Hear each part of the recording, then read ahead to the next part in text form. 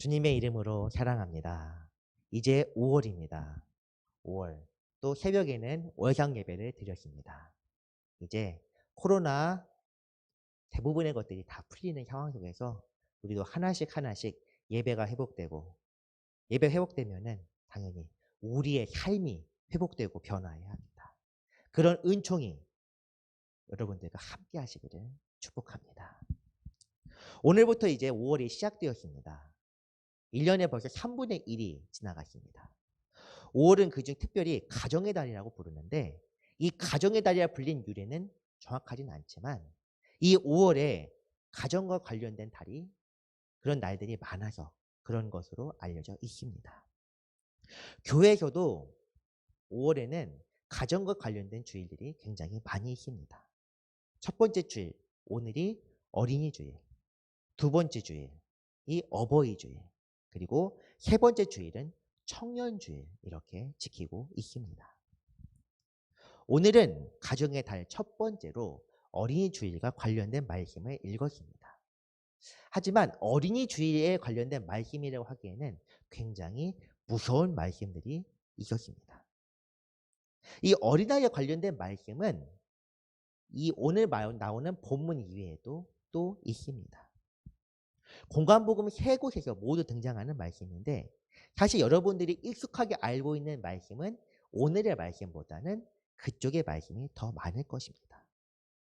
마태복음 19장 그리고 마가복음 10장 누가복음 18장에 동일하게 등장하는 이야기입니다. 조금 전 읽었던 오늘 말씀하고 누가복음의 말씀을 한번 비교해서 한번 읽어보도록 하겠습니다. 누가복음 18장 15절과 16절 말씀입니다. 사람들이 예수께서 만져주심을 바라고 자기 어린 아기를 데리고 오매 제자들이 보고 꾸짖거늘 예수께서 그 어린 아이들을 불러 가까이 하시고 이르시되 어린 아이들이 내게 오는 것을 용납하고 금하지 말라. 하나님의 나라가 이런 자의 것이니라. 아멘. 당시의 아이들이라고 하는 이 유년계층은 천대받고 인정받지 못하는 그런 계층이었습니다. 오병이어 사건에서도 잘 알 수 있는 것처럼 그리고 구약 민수기에서 등장하는 것처럼 인구의 어린아이와 여성들은 포함되지 않습니다. 그뿐만 아니라 아이들이 사실 여성보다 못하다는 그 것이 율법에도 등장합니다. 성인이 되기까지의 아이들은 부모의 소유 개념이었습니다.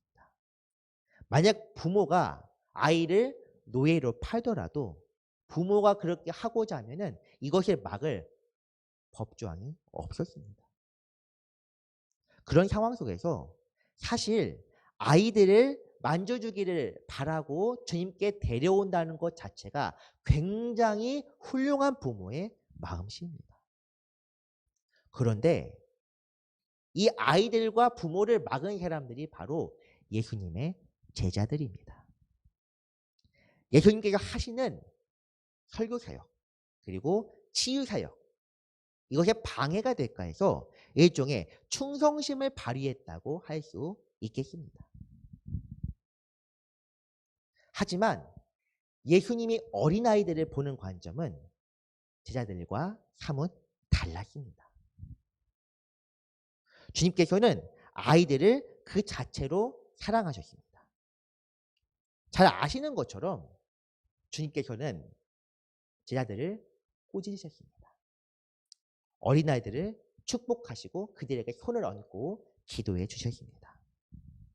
천국이 이런 아이들의 것이다. 오늘 말씀과 비슷한 말씀이 그 세 곳에서 또한 등장합니다. 그리고 예수님의 그 축복의 말씀이 오늘 어린이 주일을 맞이하는 우리들의 시선과도 일치해야 합니다. 오늘 말씀을 통해 어린아이에 대한 주님의 마음이 무엇일까? 그리고 우리는 어떻게 어린아이들을 대해야 할까? 이것을 깨닫게 되기를 바랍니다.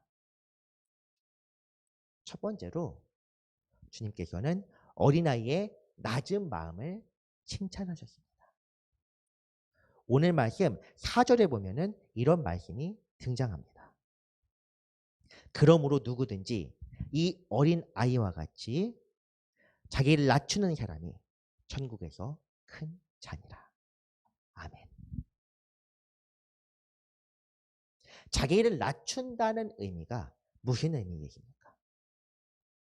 사실 아이들, 우리가 생각하는 아이들은 겸손의 개념은 모릅니다.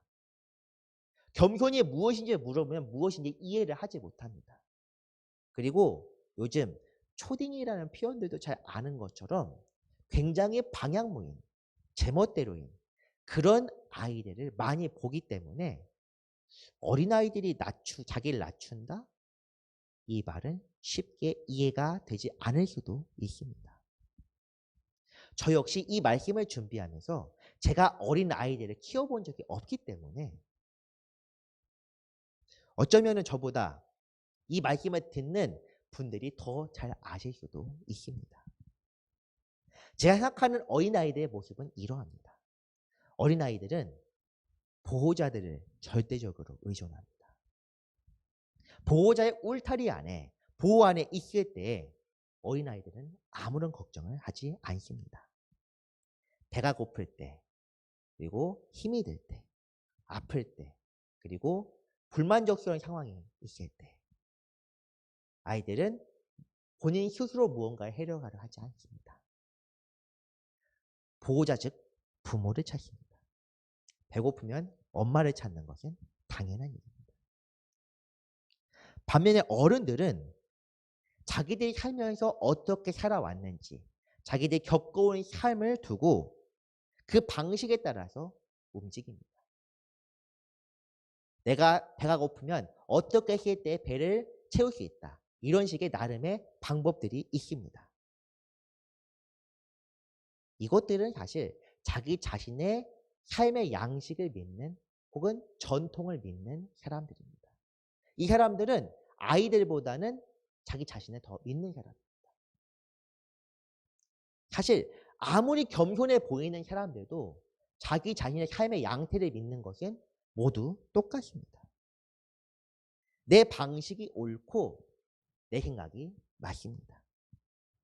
아무리 훌륭해 보이는 다른 사람들이 주위에 있어도 그 사람들이 때론 정말 제대로 된 조언을 해주거나 도움을 준다고 하더라도 결국 생각하고 판단하는 것은 나 자신입니다. 사실 조언들이나 도움들도 취사 선택해서 받아들이지 있는 그대로 받아들이는 사람은 거의 없습니다. 아이들이 이렇게 의존적인 이유는 자기 스스로 문제를 해결할 수 없다는 것을 알기 때문입니다. 가끔씩 조금 전에 이야기했지만 때를 쓰거나 제멋대로인 아이들도 많이 있을 거라 생각합니다. 하지만 이 아이들조차 문제가 생겼을 때에 보호자가 그 문제를 해결해 줄 것이라 믿고 있습니다. 굳건하게 믿고 있습니다. 이런 믿음이 없는 아이들은 절대로 제멋대로 행동하지 않습니다.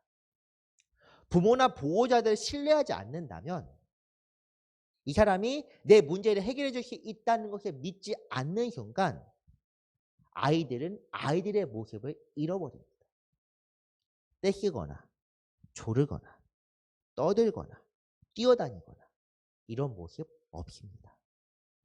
개인의 성격 차는 물론 있습니다. 좀 더 활발한 아이가 있고 조용한 아이가 있지만 일반적으로 이런 성향들이 매우 강한 아이들은 어쩌면 주위의 눈치를 보고 있는 아이들일 수도 있습니다. 아이는 부모의 거울이라는 그런 말이 있습니다. 아이의 모습은 부모의 삶의 양식과 양육 방식에 따라 결정된다는 이런 이야기인데 실제로 아이들을 보면은 어떤 모습이든 받아들이고 모방하면서 배웁니다. 우리나라 속담에서도 아이 앞에서는 찬물 한 그릇도 조심해서 마셔야 한다. 그런 말도 있습니다.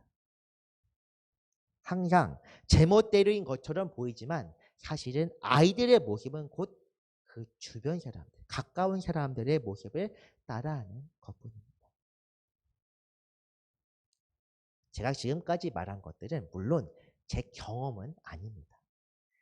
물론 제가 보고 들은 것들은 있지만은 실제로 아이를 키우시는 분들은 저보다 더 잘 알고 더 굉장히 직접적으로 느끼실지도 모릅니다. 제가 하는 말이 사실은 전보다 옳지 않을 수도 있습니다. 실제 부모로 지금 고생하시는 분들에게는 잘 와닿지 않거나 혹은 저거는 아닌 것 같은데 하면서 기분을 상하게 하는 그런 내용일지도 모릅니다.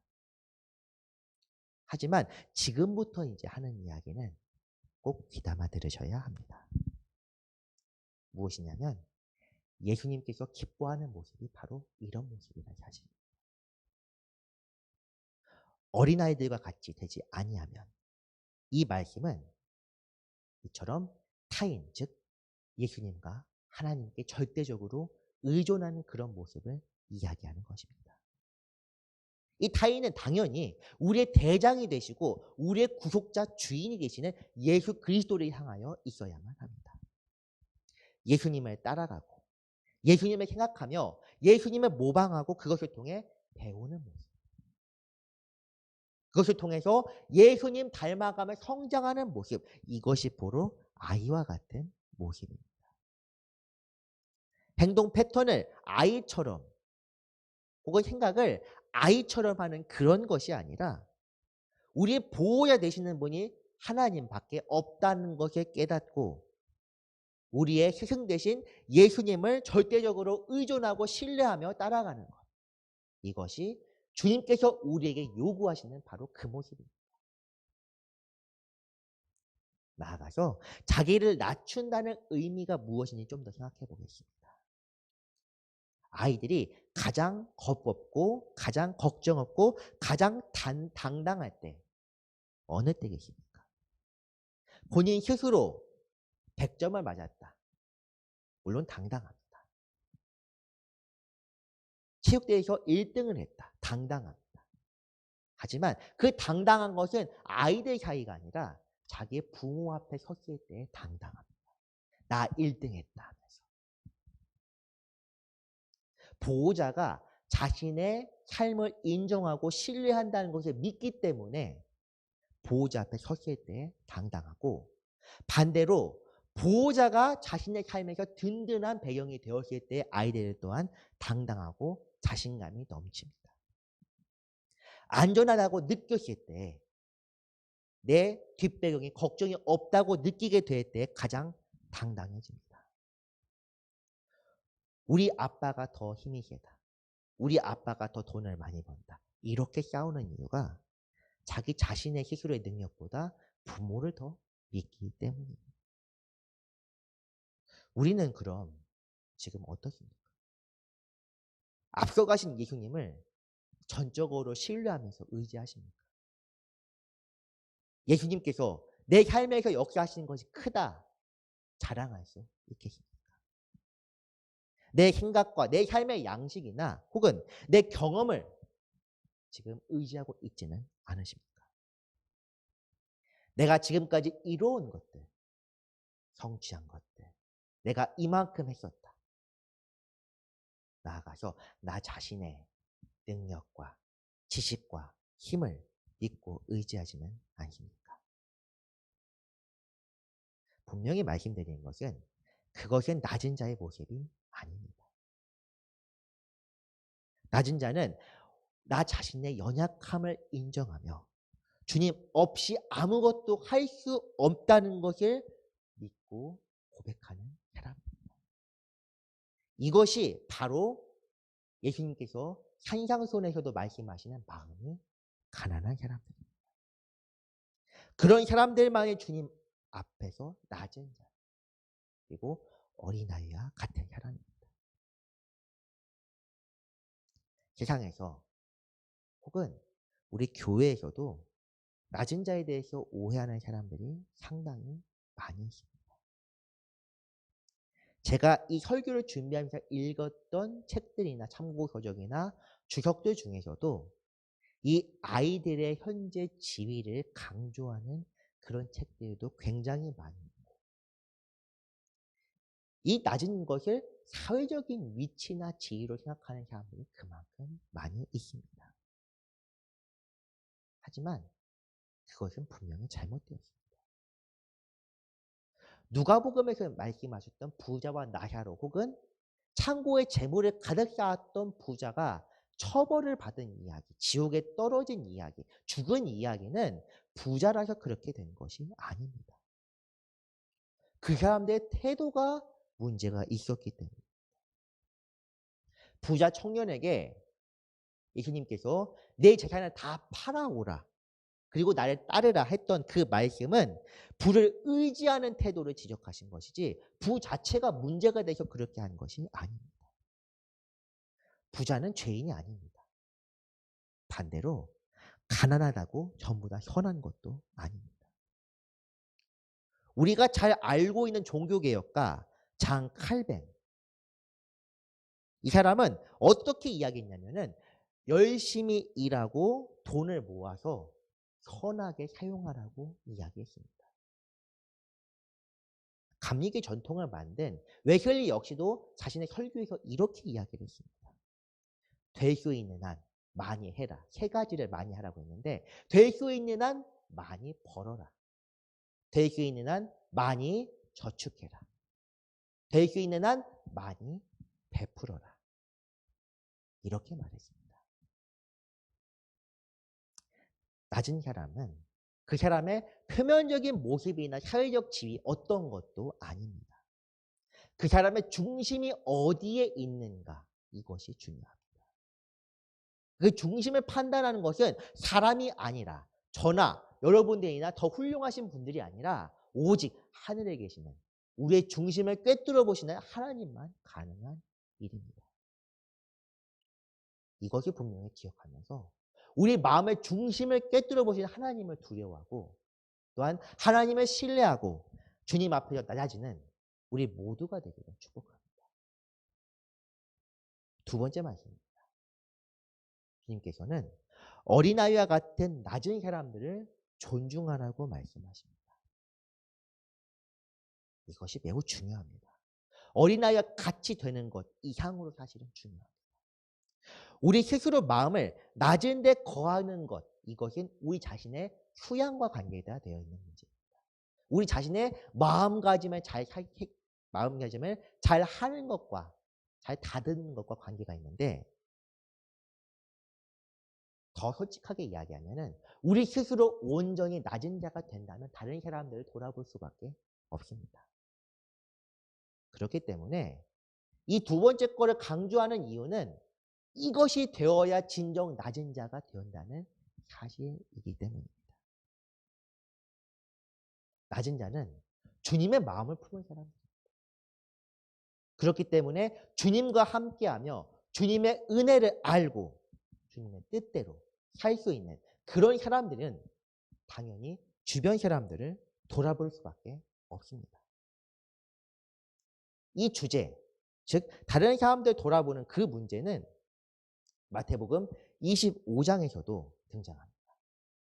양과 염소의 비유입니다. 예수께서 영광주로 오신다. 부활절 때 부른 찬송이에요. 영광주로 오시네. 영광주로 반드시 오십니다. 주님께서는 처음에 부활하셨던 것처럼 다시 영광주로 우리 가운데 재림하십니다. 그 주님께서 오셔서 하시는 일은 바로 세상을 심판하는 일이십니다. 그런데 세상을 사람들을 두 부류로 나눠서 양과 염소로 나누어서 양은 칭찬하고 염소는 징벌한다. 그런 이야기가 말씀에 등장합니다. 양과 염소가 되는 것은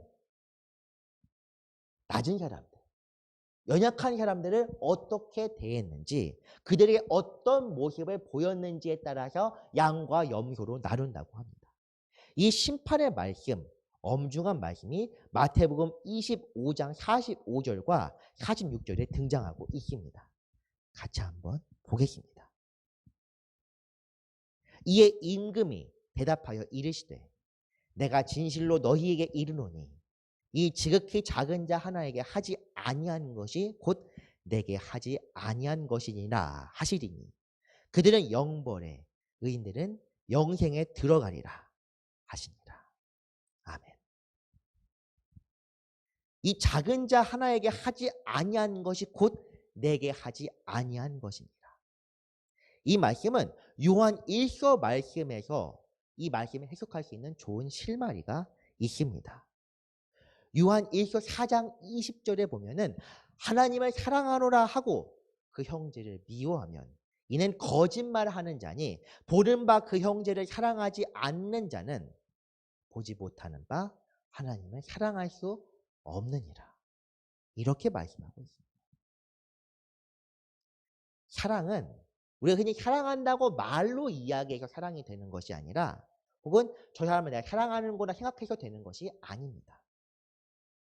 사랑은 보여줄 때 존재합니다. 사랑은 우리가 행했을 때 그 가치를 찾게 됩니다. 의미를 갖게 됩니다. 예수님께서 말씀하신 양과 염소의 비유도 바로 이와 같습니다. 주님을 믿는다. 주님을 사랑한다는 말로 해결될 수 있으면 참 좋을 것 같습니다. 저도 여기서 100번, 1000번 이야기할 수 있고 주님을 사랑하십시오. 말로만 설교함으로써 참 좋은 결과를 얻을 수 있을 것입니다. 하지만 주님께서 이 땅에 오셨을 때 양으로 칭찬받는 방법은 주님을 믿는 믿음으로 세상을 살아갈 때의 의미가 있는 것입니다. 우리 삶에 직접적으로 변화가 있을 때에 주님을 사랑한다 할 수 있습니다. 세상에서도 누군가를 사랑하게 되면 그 사람의 몸짓이나 말에 관심을 갖게 되고 그 사람이 무엇이 하는지 귀를 기울이게 눈을 집중하게 됩니다. 그런데 주님을 사랑한다는 사람들이 주님처럼 살지 않고 주님이 하는 행동이 무엇인지 궁금하지 않다면 그 사람은 주님을 사랑하는 사람이 아닌 것입니다. 산상수훈입니다. 주님께서 산 위에서 가르치실 때 거의 끝에 있는 7장 말씀인데 이 말씀에서 이렇게 말씀하고 계십니다. 나더러 주여 주여 하는 자마다 자 천국에 들어갈 것이 아니요 다만 하늘에 계신 내 아버지의 뜻대로 행하는 자야야 들어가리라. 그날에 많은 사람이 나더러 이르되 주여 주여 우리가 주의 이름을 선지자 노릇하며 주의 이름으로 귀신을 쫓아내며 주의 이름으로 많은 권능을 행하지 아니하였나이까 하리니 그때 내가 그들에게 밝히 말하되 내가 너희를 도무지 알지 못하니 불법을 행하는 자들아 내게서 떠나가라 하리라. 무서운 말씀입니다. 여기서 예수님께서 책망하시는 사람들 그리고 염소들은 평범한 사람들이 아닙니다. 주님의 이름을 선지자 노릇했다는 것, 예언, 즉 말씀을 선포하는 여기 저와 같은 사람들입니다. 주님의 이름으로 병도 고치고 귀신도 쫓아냈던 그런 사람들입니다. 평범한 사역자들이 아닙니다. 명망 있는 명사들과 성자, 현자에 가까운 사람들입니다. 그런데 주님께서는 이런 사람들에 대해서 이렇게 말씀하십니다. 불법을 행하는 자들아 라고 말씀하십니다. 불법을 행한다는 것이 얼마나 무서운 말씀입니까? 정말 무서운 말입니다. 불법, 율법을 범하는 사람들 그리고 주님 안에 없는 사람들을 이야기하는 것입니다. 여기서 열심히 떠들고 있는 저 역시도 주님 안에서 온전히 사랑으로 살아가지 않으면 불법을 행하는 자입니다. 잘못 살아가는 사람입니다. 이런 것들 우리가 이해하지 못하고 그냥 우리가 생각하는 그대로만 살게 되면 우리 삶에 변화가 없다면 그거는 의미가 없습니다. 우리의 삶이 이렇게 비극적으로 끝나서는 안 되겠습니다. 절대로 그런 일은 있어서는 안 됩니다. 하지만 성경에서 이렇게 증거하고 있습니다. 신구약에 걸쳐서 예수님 당시만 이야기하는 것이 아닙니다. 반복적으로 등장하는 이야기가 있습니다. 주님의 말씀을 따르는, 주님의 말씀을 맡은 자들이 끊임없이 외치고, 그 사람들이 외치는 것은 평안이 아닙니다. 멸망과 비극적인 결말입니다. 사람들은 그들의 말을 듣지 않습니다. 우리는 잘 될 것이다. 실제로 잘 된다고 이야기하는 선지자들을 찾아갑니다. 긍정 심리학에 빠져서 난 다 잘 될 거다. 난 지금 잘 살고 있다. 이렇게 자기 합리화에 빠져 삽니다. 내가 잘 살고 있다. 당신은 지금 잘 가고 있습니다. 당신은 이대로 가면은 구원받을 수 있습니다. 여러분들은 지금 구원 안에 있습니다. 이렇게 집회에서 제가 이야기하면은 아멘이 크게 넘쳐날 것입니다. 그런데 그것은 산상수 같은 데서 나왔던 넓은 길입니다. 좁은 문으로 들어가는 사람들은 오늘 말씀처럼 어린아이처럼 사는 사람들입니다. 주님의 사랑을 가장 나약하고 비천한 사람들에게 또한 돌아보며 실천하는 사람들이 바로 좁은 문으로 들어가는 사람들입니다. 복음이라는 것 자체가, 그리고 복음대로 산다는 것이 이만큼 어려운 일입니다. 말씀을 선포하는 저 역시도 사실은 복음대로 살고 있냐 물어보면은 부끄러워서 대답할 수 없습니다. 그럼에도 이렇게 지금 내가 다 하지도 못하는데 이렇게 선포하는 이유는 단 하나의 분명한 깨달음이 저와 여러분들에게 필요하기 때문입니다. 무엇이냐면 이렇게 살면 안 된다는 사실입니다. 지금처럼 살면 안 된다는, 오늘보다 내일이 무언가 변화해야 한다는 그런 깨달음이 있어야 합니다. 사랑하는 성도 여러분, 우리는 이렇게 살면 안 됩니다. 나 정도면 괜찮다. 이런 삶은 자신의 삶에 만족하는 교만한 어른들의 삶입니다. 부모님 눈치를 보며 보호자 눈치를 보는 어린아이와 같은 모습으로 돌아가야 합니다. 어린아이들처럼 살아야 주님의 말씀에 온전히 순종할 수도 있습니다. 어린아이들과 같이 되어야 다른 사람의 고통에 눈을 돌아볼 수도 있습니다. 이것이 성경에서 말하는 어린아이를 대하는 우리의 마음이 되어야만 합니다. 주님께서는 이 땅에 계실 때 순전한 마음으로 그 누구보다 어린아이처럼 사셨습니다. 사실 그분은 이 땅에 오셨을 때 이미 당신 스스로가 어떤 최후를 맞이하게 될지 다 알고 계셨습니다. 그러면 저항해야 합니다. 세상에서는 이렇게 이야기합니다. 당신이 소중하니까. 교회에서도 이렇게 이야기합니다. 당신은 사랑받기에 태어난 사람. 이 복음성과 저격하는 건 아닙니다. 하지만 나를 너무 강조하다 못해 내 사역과 내 삶이 가장 소중하게 되버린 순간 하나님의 사역은 온데간데 없이 사라져버리고 맙니다. 예수님께서 어떻게 하셨는지 생각해 보시기 바랍니다. 저항했습니까? 반항했습니까? 예수님은 그 길을 따랐던 것은 그 길을 인도하시는 분이 당신의 아버지이신 하나님이시고 그분이 하시는 길이 가장 선한 길임을 믿고 온전히 신뢰했기 때문입니다. 죽음과 고난이고 부끄러움과 치욕의 순간인데도 불구하고 그 길이 하나님께서 베푸신 가장 선하고 옳은 길이기 때문에 그 길을 걸어가셨습니다.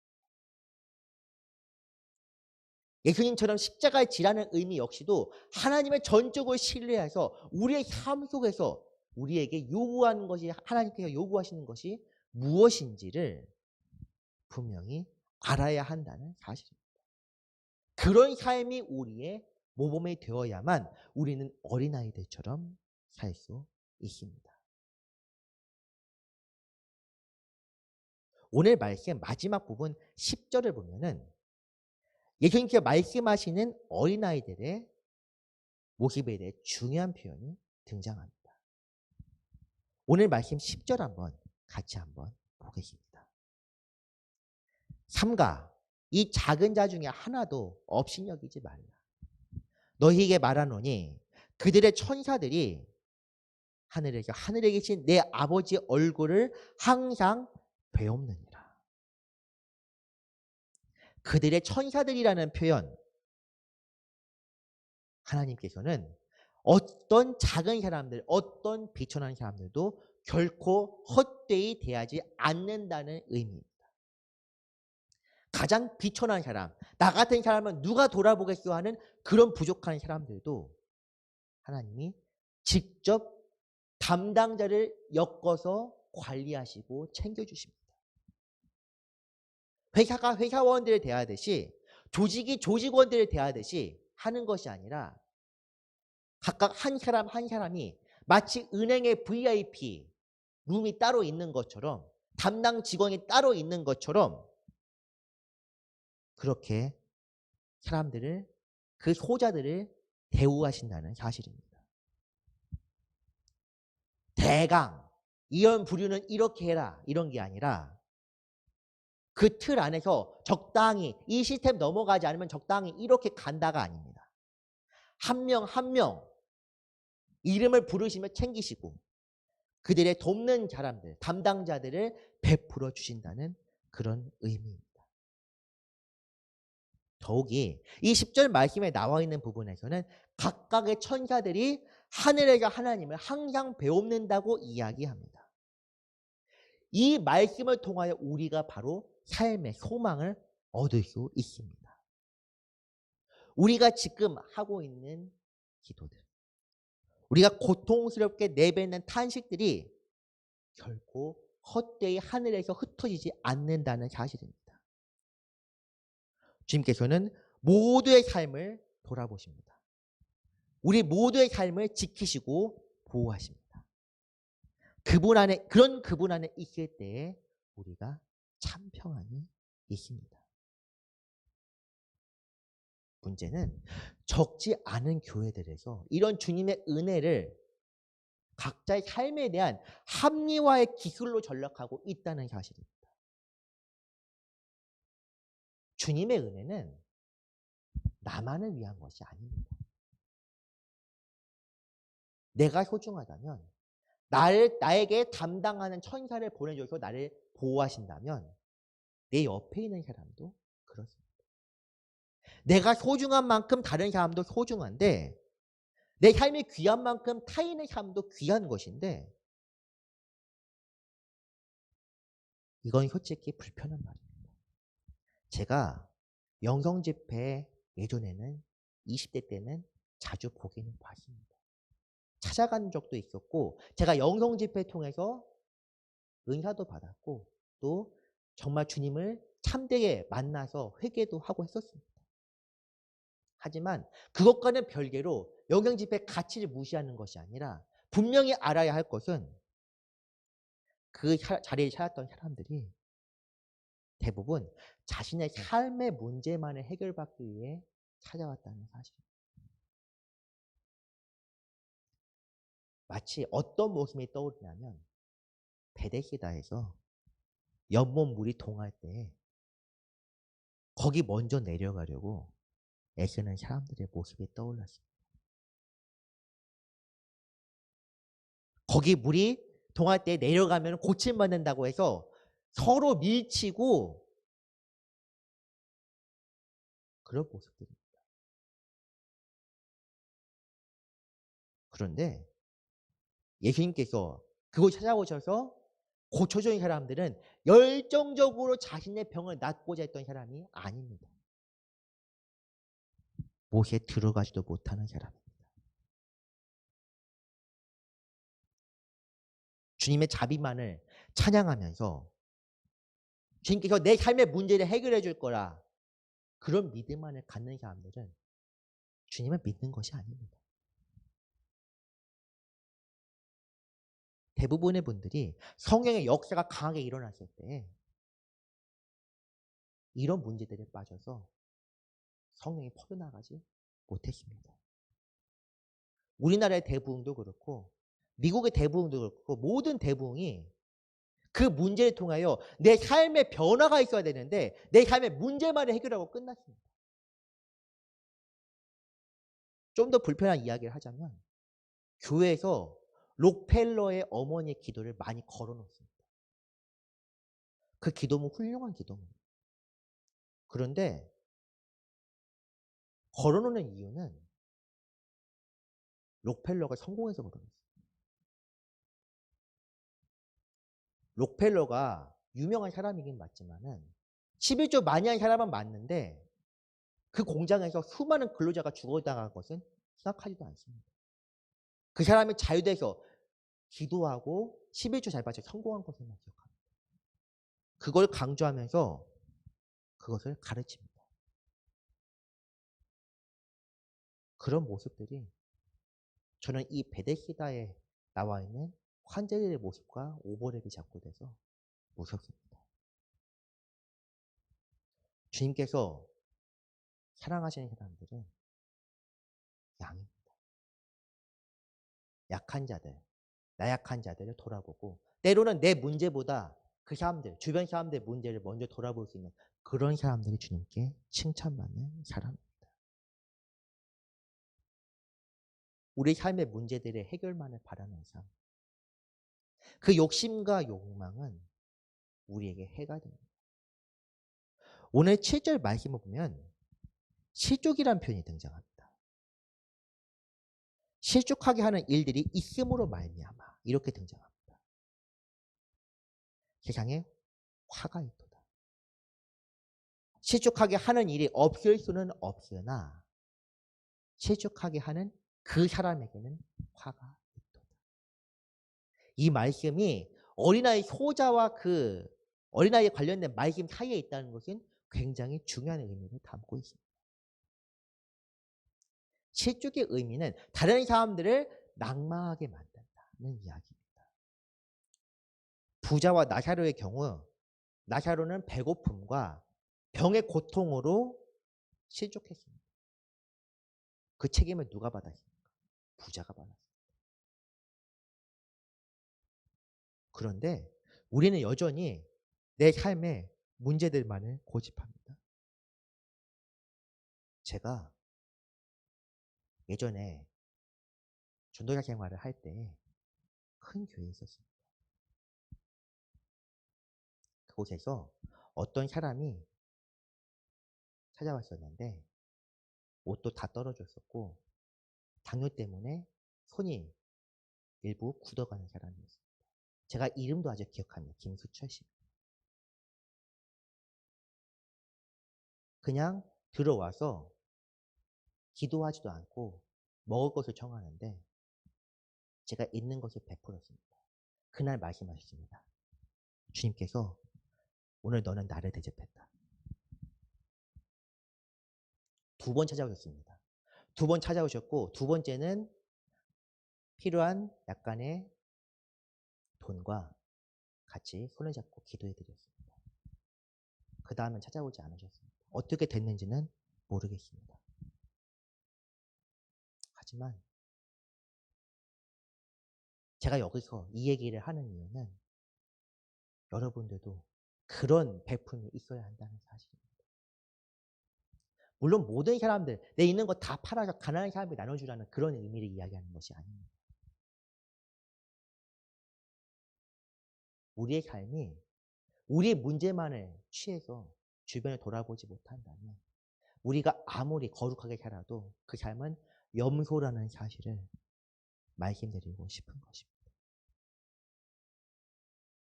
분명히 말씀드립니다. 내 삶의 문제, 지금 나를 괴롭히는 문제, 그거 해결되면은 다 끝날 거라 생각합니다. 아닙니다. 내 삶의 문제는 결코 사라지지 않습니다. 이것만 끝나면 다 해결될 것 같다. 아닙니다. 절대 그렇지 않습니다. 다른 문제가 또 다시 생겨나서 나를 괴롭힙니다. 왜냐하면은 우리가 이 땅에 사는 동안 우리는 끊임없이 시험을 받는 사람들이기 때문입니다. 세상 모든 것을 가진 진시황, 옛날에 유명한 황제입니다. 천하를 통일했습니다. 모든 게 다 내 겁니다. 그런데 이 사람 어떻게 최후를 맞이했는지 역사를 조금 공부하신 분들은 다 알 겁니다.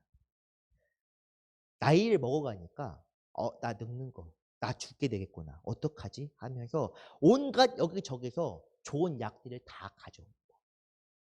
좋은 약들 많이 먹다가 그 약 때문에 죽습니다. 수은융독으로. 죽은 나이 50세밖에 안 됐습니다.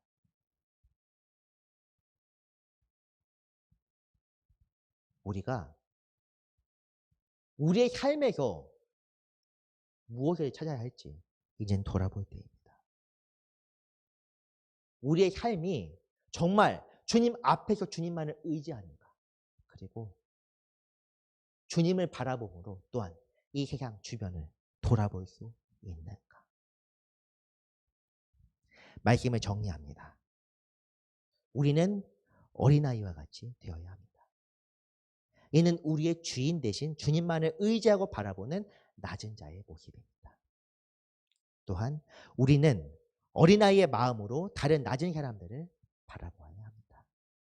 긍휼과 자비의 마음으로 예수님께서 우리를 바라보셨던 것처럼 그들이 실족하지 않도록 돌아봐야 할 것입니다. 이런 깨달음이 우리 모두에게, 그래서 우리 삶이 온전히 변화하는 그런 은혜가 넘치기를 주님의 이름으로 축원합니다. 기도하겠습니다. 사랑과 은혜가 많으신 하나님 아버지, 감사드립니다. 주님의 선하심으로 우리를 이끄시고 우리를 어린아이와 같이 돌보시고 또한 어린아이와 같은 순종의 본을 보여주신 은혜에 감사드립니다. 그러나 주님, 우리는 주님 뜻대로 살기는커녕 스스로 어른인 채 하면서 주님 뜻대로 살지 않고 교만하게 살았습니다. 용서하여 주옵소서. 주님의 은혜를 통하여 이 시간 새로워지게 하시고 주님의 은혜 안에서 변화하여 겸손하고 낮아지는 모습으로 돌아가게 하여 주시옵소서. 감사드리며 예수님의 이름으로 기도합니다. 아멘.